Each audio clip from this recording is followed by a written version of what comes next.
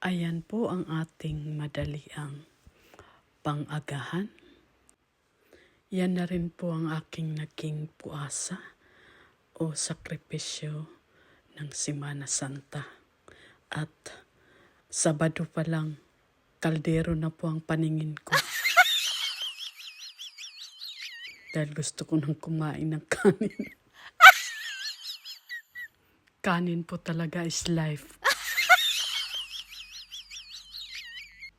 Pero anyway, nakaraos din kahit paano at naging okidoki rin ang ating Holy Week. Kayo po, ano po ang naging ambag nyo para sa taunang Semana Santa? Naway napagnilay-nilay natin ang ating mga nagawa at magagawa pa na sana malabanan natin ang mga tukso, mga kasamaan o ano paman. Kain po tayo mga folks.